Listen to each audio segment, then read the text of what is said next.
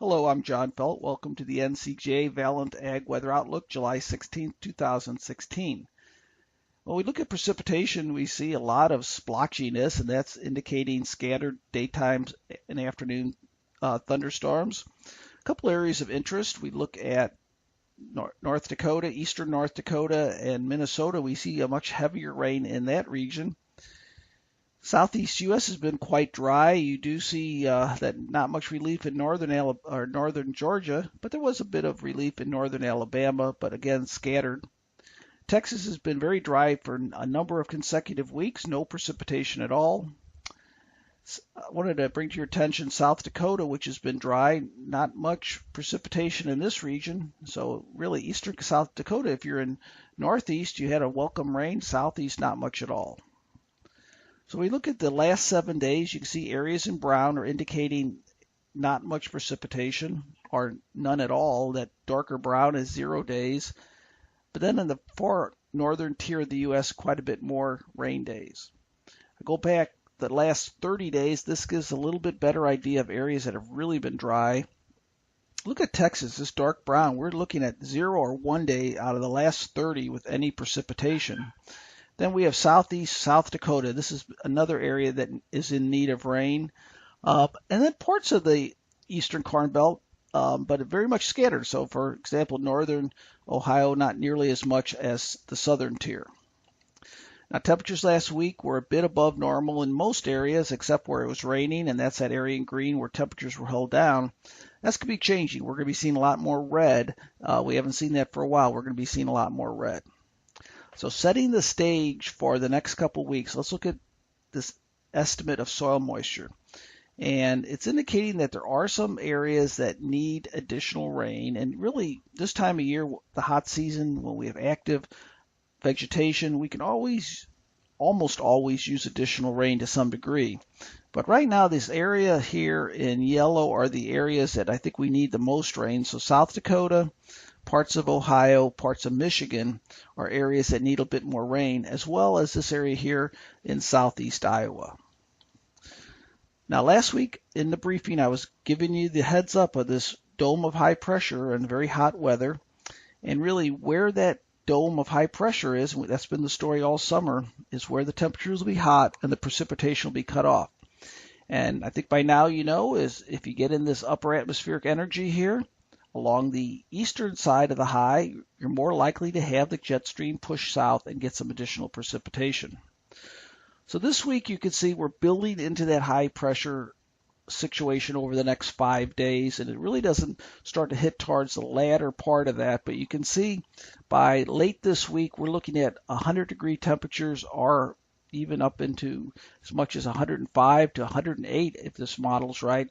Texas, Oklahoma, Kansas, Nebraska, South Dakota, even parts of North Dakota are nearing that region.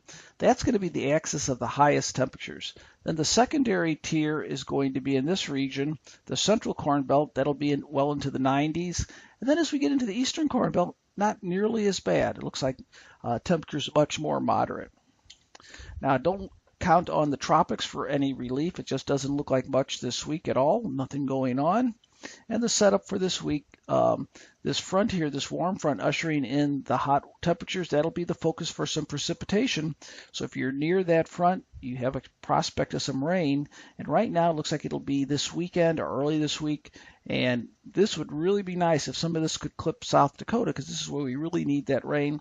But any of this area here, southeast Iowa in particular, South Dakota, this would be a very welcome rain in that area. Everywhere else, very quiet. Southeast U.S., not much change. I don't see any significant rain over the southeast U.S. and Texas and Oklahoma as well. Not much at all. Then as we get into the 21st to 26th July, not much change at all. Now, keep in mind, if you're in this upper atmospheric energy here, we could get some precipitation. So we're looking at the very northern tier of the U.S. and parts of the Great Lakes. Everybody else is going to be dominated by this high pressure, and that's when the heat is really going to build right from the middle part of this week for the next week at least, if not longer. And then as we get towards the very end of July, this is where I think we're going to see some change as the high pressure shifts off a bit to the west. So if you're in the Intermountain region, it looks like back-to-back weeks of excessive heat.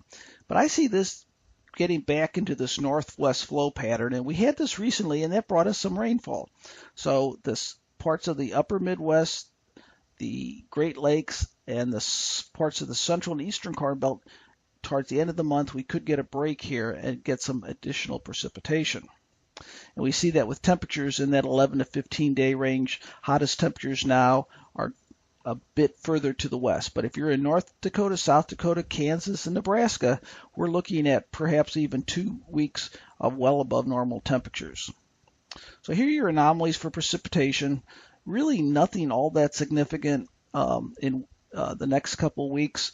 This is the second week and nothing really all that exciting.